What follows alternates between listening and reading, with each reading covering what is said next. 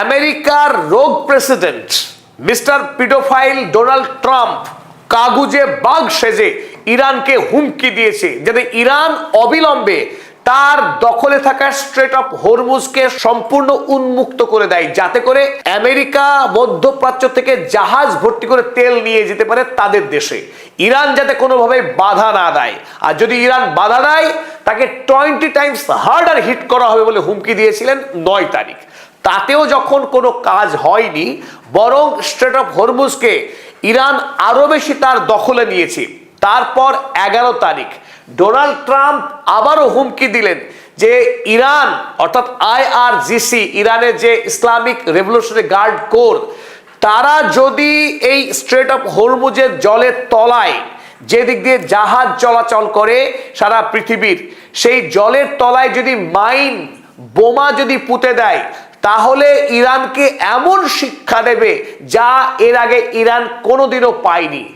এমন ভাবখানা যে তিনি মহান, ইরানকে দয়া করতে এসছেন, দয়া করে বম মারছেন, দয়া করে তিনি আয়াতুল্লাহ খামেনেইদেরকে খুন করেছেন, তিনি দয়া করে 160 জন স্কুলের বাচ্চা মেয়েকে খুন করেছেন, তিনি এবার আসবেন শাসন করতে, সেই হুমকি দিয়েছেন। ইরানের IRGCর নৌসেনারা তারা ডোনাল্ড ট্রাম্পের দেওয়া এই হুমকিকে লাথি মেরে নতুন করে তারা স্ট্রেট অফ হরমুজে অসংখ্য নেভাল মাইন পুঁতেছে, যার ফলে আমেরিকার নৌসেনা ঘেঁষতেও পারেনি এই স্ট্রেট অফ হরমুজের কাছে।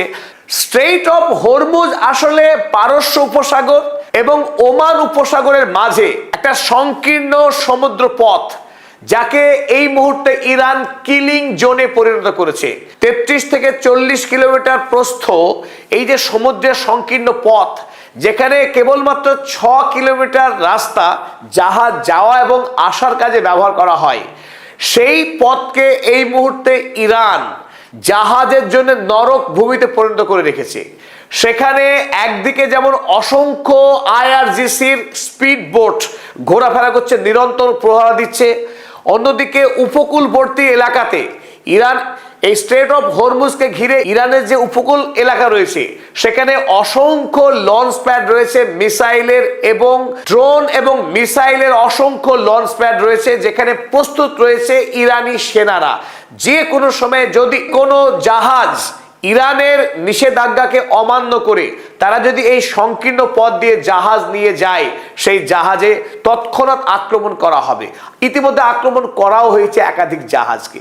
তারপর যেটা সবচাইতে বিপজ্জনক এই মুহূর্তে, এই সংকীর্ণ 6 কিলোমিটার রাস্তায় ইতিমধ্যেই জলের তলায় অসংখ্য মাইন পুঁতে রেখেছে ইরানের IRGC সৈন্যবাহিনী।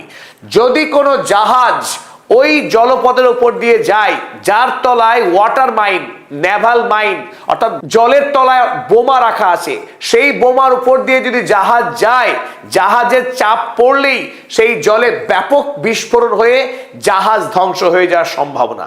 তাই এই মুহূর্তে পুরো স্ট্রেট অফ হরমুজ ইরানের সম্পূর্ণ নিয়ন্ত্রণে রয়েছে, IRGCর নিয়ন্ত্রণে রয়েছে। এই পথকে অতিক্রম করে পৃথিবীর কোনো জাহাজ এখন আরব দুনিয়া থেকে তেল নিয়ে ইসরায়েল বা আমেরিকায় পৌঁছতে পারছে না।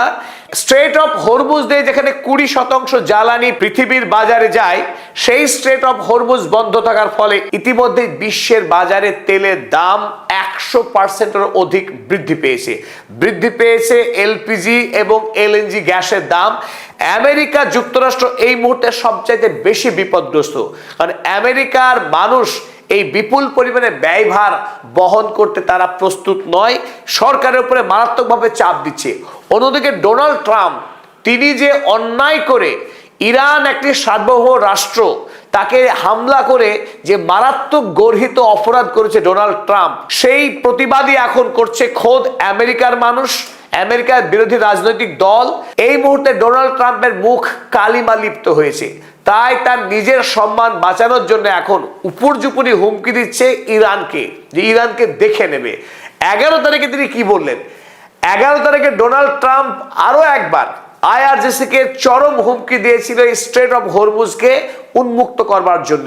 তিনি লিখলেন, if Iran has to put out any mines in the Hormuz straight, যদি হরমুজ প্রণালীতে ইরান কোনো জল বোমা রাখে, and we have no reports of them doing so. যদিও আমাদের কাছে এখনো এইরকম কোনো খবর নেই যে ইরান জলের তলায় বোমা রাখছে।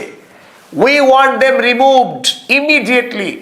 আমরা এক্ষুনি ইরানকে বলছি তারা সেই বোমা সরিয়ে নিক। If for any reason mines were placed and they were not removed forthwith, যদি তারা কোনো উদ্দেশ্য নিয়ে জলের তলায় বোমা রাখে এবং সেই বোমা যদি সরিয়ে না নেয়